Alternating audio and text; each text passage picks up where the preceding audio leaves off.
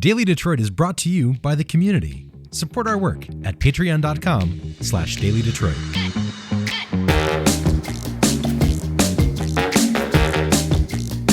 Hey friends, and welcome to Monday. I am Chair Stays, and this is your Daily Detroit, sharing what to know and where to go on this January 22nd, 2024. Although my voice may be chipper because, well, the Lions won last night, today's conversation is going to be about transit, specifically suburban transit. That conversation I had at the Detroit Policy Conference, the Motor City Soundboard. I apologize for any little background noise that you may have, but I think you'll find it really valuable. Let's just jump into it.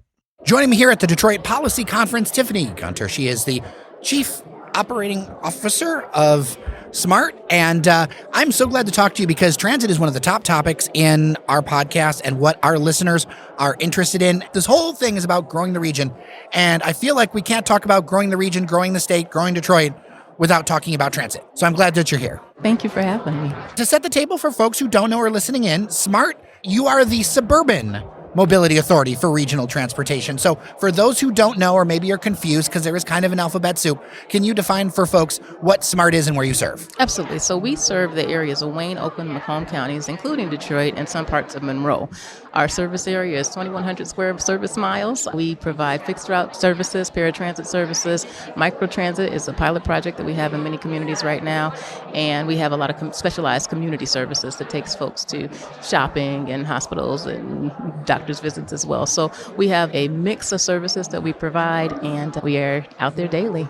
One of the things I appreciate in the last few years is more visibility for SMART. So people won't know this because this is a podcast, but I'm literally looking at my lanyard that says SMART on it.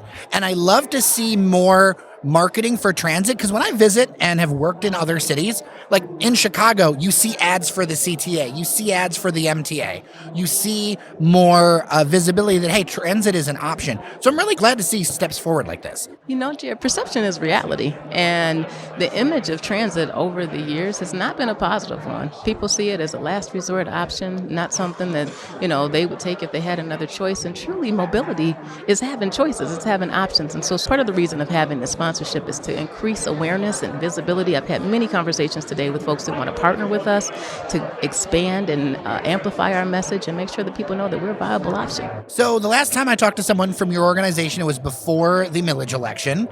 That has passed. So how are things going? Things are going. We're rolling. We're introducing new services. We got out to 12 Oaks Mall and even beyond in Wixom last year with that new service. And we've just rolled out new service in Romulus, and we have more new things coming online this year. We are in the midst of a program that we're calling Smarter Mobility. And Smarter Mobility is really recognizing that the demographics and the commute patterns of folks have changed substantially since work from home has become more of a real thing for more people. And so what we're doing is we're looking at our service delivery model. We're asking questions. We're out in the public this month having conversations with the community, talking to all of our stakeholders about how to restructure service so that it's something that people want, that it's relevant, that we're not becoming stagnant in how we're looking at this, and we're meeting people where they are and giving them what they want. I do believe that you've rolled out some of the first new fixed line service in a long time. Am I correct in remembering that? Yes, that's the line out to the 12 Oaks Mall and to Wixom. Okay. It reaches out to Sam's Club. So we're excited about that. That line is doing good numbers. We're seeing people using it. We're getting very positive feedback from it. And so we're excited to see that. Yeah. What goes into creating a new line? Oh my gosh. Our planning team is working nonstop. You've got to identify the bus stop locations. You've got to pour concrete. You've got to have pads. On this first rollout, I'll say that there were some places where we weren't able to do as much. And this is the first time we've introduced new service since the 90s. So we asked the public to bear with us. We will be pouring concrete again out in the spring and making sure that we have good ADA accessibility to all those stops. We are looking at, we have to do our run cuts. We have to work with our operators to train them on the new lines. You got to promote it. The marketing department has been working tirelessly to do that. I could go on and on, but it is a full organizational concerted effort to make sure that when we release new service on the street, we're doing something that people can rely on. You talked a bit about operators. I would be remiss if I didn't ask about what's going on with operators. On-time percentage for transit around the country hasn't been as good as has been, especially considering the pandemic and everything. So how are things doing since the pandemic, and kind of what are you doing to work on that? I don't want to throw anyone under the proverbial bus, but that is kind of a universal situation, frankly, across the country. How are you dealing with, how's SMART dealing with it? So recognizing, and thank you for sharing that it is a national crisis on hiring operators. We have been working with, and currently we're in the midst of negotiations to increase wages for our drivers and to really kind of upgrade the work rules so that it's a more attractive job for folks. We recognize that the rules of 1980 don't necessarily apply to 2024, and so there's some things there. Even if they did, think about the fashion that would be in today. I like 80s fashion. So, however, what we're doing is we're trying to increase wages. We've got a really good package on the table, we believe, and that will attract more operators. We want to make sure that this job is an attractive job, that we can not just attract folks, train them, but also retain them.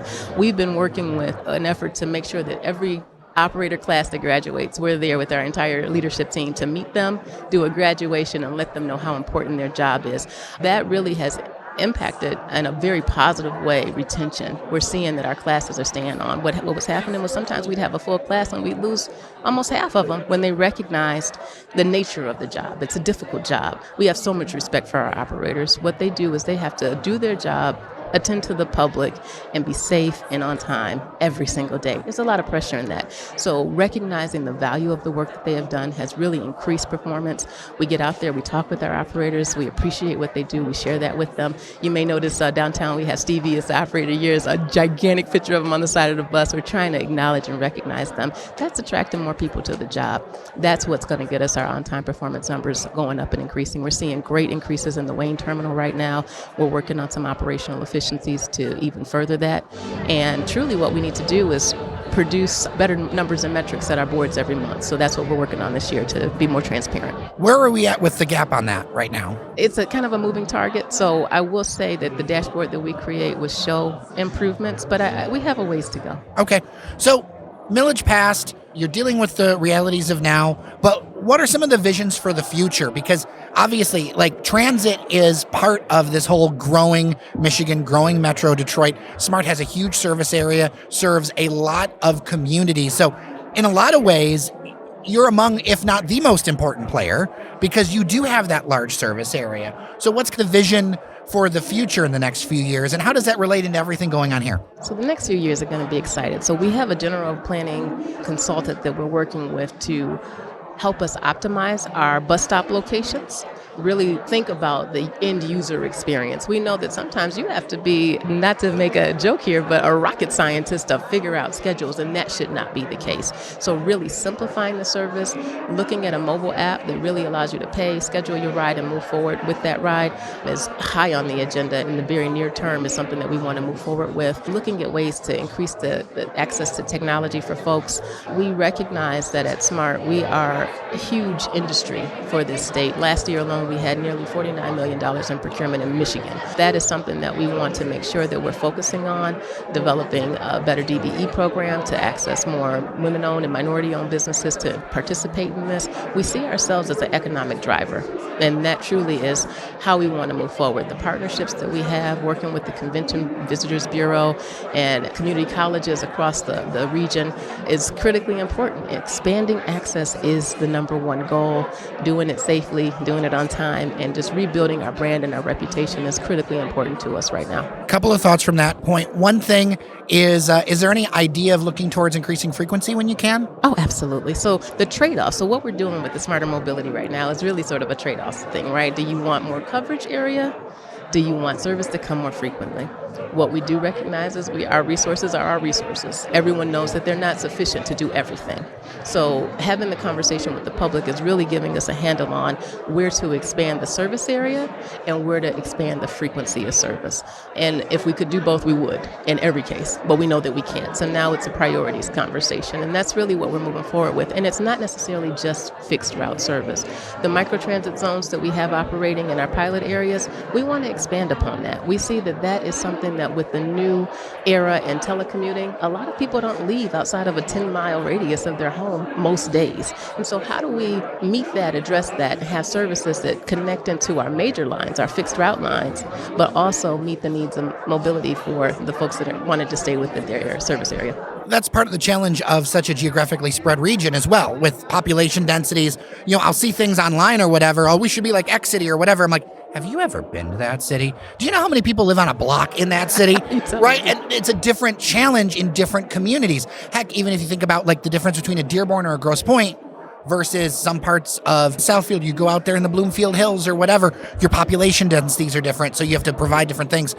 When we talked last with someone from SMART, it was kind of the beginning of the flex service you're talking about. Mike, how is that doing? We have to keep up with the demand. We have increased vehicles and drivers for that just about every couple of months because the demand is so great. And Pontiac, I think, is our greatest case in that. Really? Oh, yeah. People are using that service. And we started off with a lot of free rides to begin with. We even scaled that back a bit because we were trying to manage demand.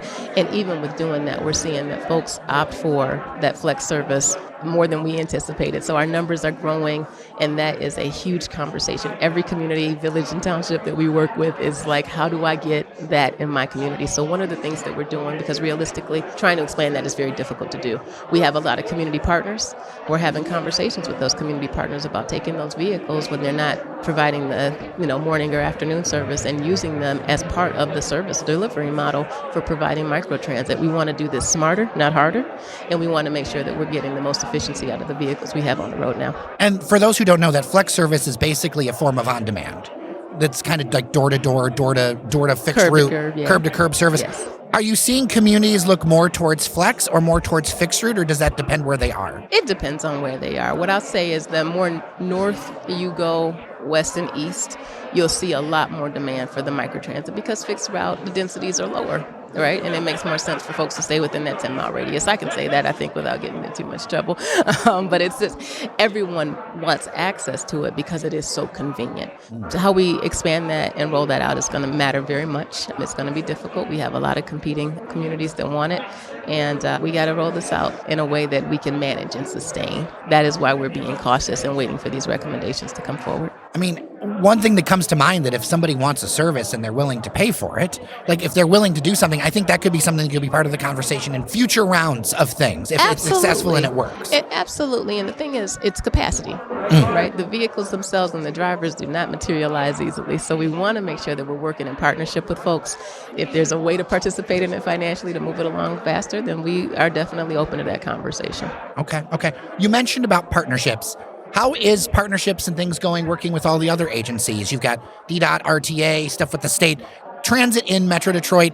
And frankly, that is similar to other regions. Absolutely. Like if you go to New York, there is like you look at one thing, but there are so many like dock authorities and you name it if you go into the weeds. Yes. How is that partnership working? How's everybody getting along?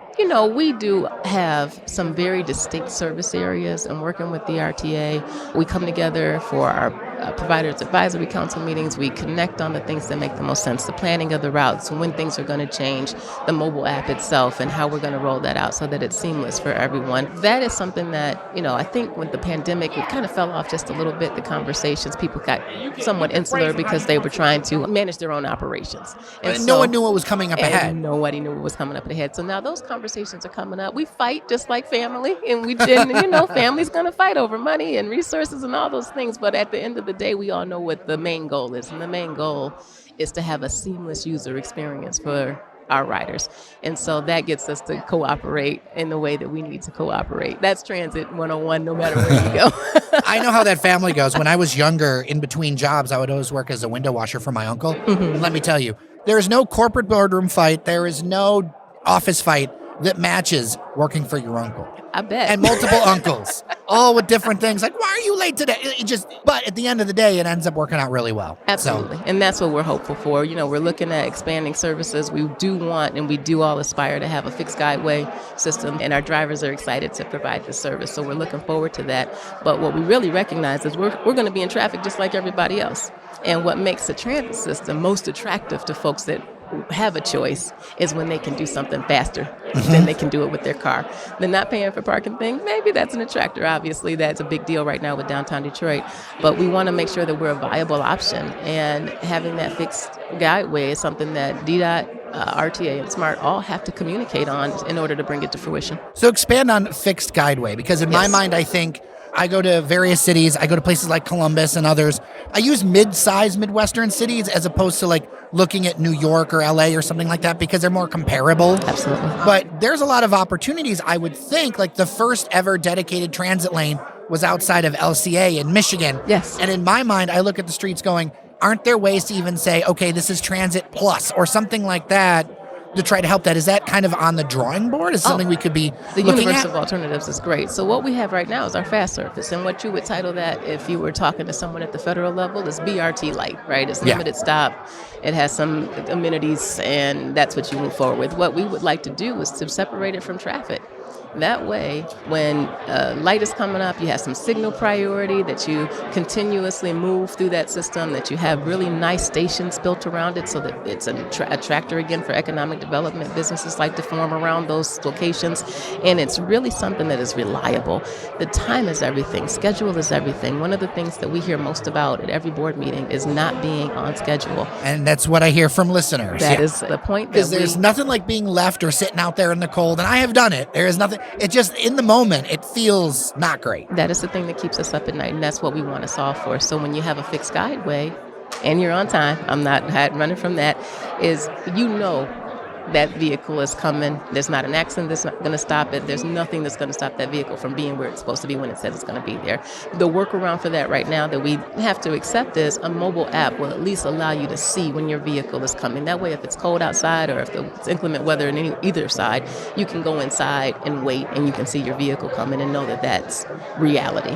Well, and if that's in place, when you actually have that more ability to have a guideway, then that's a double win. Even better. It just continues to be better for the end user experience. It's what we're focused on. Is there any kind of timeline, or is this on the drawing board? And is there an idea of like when this could start to happen? Okay. We've been talking about this for a long time. I've been doing public transportation involved work for almost 20 years now. I just realized it's 2024, and I said, oh my God.